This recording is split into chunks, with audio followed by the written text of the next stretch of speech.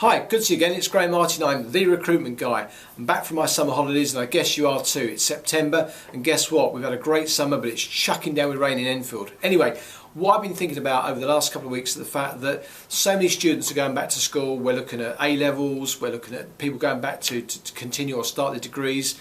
And those people, and indeed those that are studying GCSEs or the equivalents elsewhere in North America and the rest of the world, work experience is very, very important. I think we all agree that.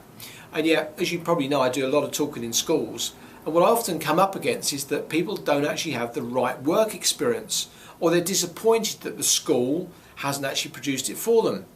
Well, you know what? It's actually your responsibility to organise your own work experience. Sure, the school might help, but what I want to see people doing is thinking about it now, in September, way before Christmas, way before Easter, which is when most people arrange their work experience. And of course, guess what? By Easter, most of the best work experiences, they've gone. It's too late, especially if you're looking to do something in a niche sector. So for example, if you wanted to be working in a vets next summer, you should be applying to vets now to get ahead of the race. So here's my top tips.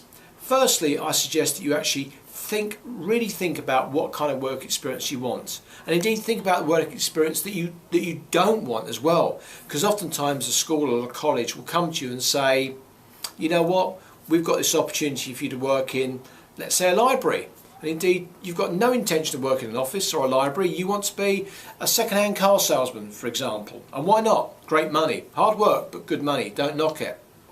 So write down a list of the kind of work experience that you actually want. Secondly, actually generate a list from Yellow Pages, or of course Google is brilliant these days, about the kind of organisations and the names and addresses of those companies. So actually generate a list of the organisations you are going to write to. And people often ask me how many. Well, you know what? It's 30 or 50. You can't be doing one or two. Then think about your covering letter. This letter's got to be absolutely fabulous. Ask people to help you craft it. Don't just knock it out. Make sure it's typed properly. Make sure you use spell check. Sign it by hand. But please make sure that you get some support with this. And it's got to be accompanying a CV, which has got to be fabulous. The CV has got to be something that sings about you.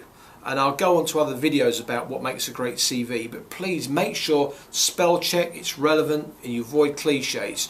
And you're going to say to them that you've got interested in working in their sector because what is it that inspires you about being a vet, a doctor, a lawyer, or maybe you want to be a bricklayer, or maybe you do want to work in a library, or any number of other areas. They want to know that people don't just want the work experience, they actually want that type of work experience. So what do? You write out an envelope, handwrite it and put a stamp on it, and preferably send it recorded delivery. That actually makes sure that it goes into the hand of the person that you want it to receive.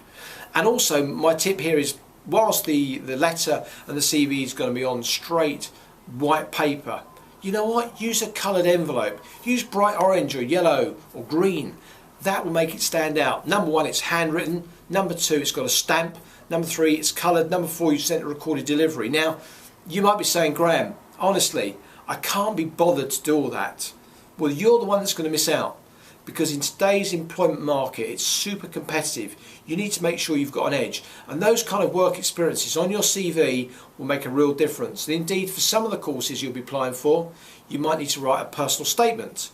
And that personal statement will give examples of why you're inspired to actually join that course. And work experience is part of that backdrop, isn't it? So when we're thinking about this, please make sure that it's relevant. And once you send that letter off, that's not it. No. Your job is to actually pick up the phone and make a follow-up telephone call and speak to the person who actually received, we hope, your letter. And if they're not available, call them again. If they say to you, look, thank you for your information, your application, we're going to send you something in the post, or we're going to send you an email application form, follow that really quickly. But do keep in touch on the telephone. It makes so much difference. If it's the choice between you and someone else and you're very equal, the person that's going to get it is the person that actually makes telephone contact, because they want to know that in today's society you've actually got telephone skills. It's not just about email, of course. So there you go, that's my top tips. If you want to engage with me, if you want to get back to me, you can do so easily. It's help at therecruitmentguy.com. So there you go. Good luck with booking your work experience. Get ahead of your colleagues, get ahead of the competition, and do it now before half term. Bye for now.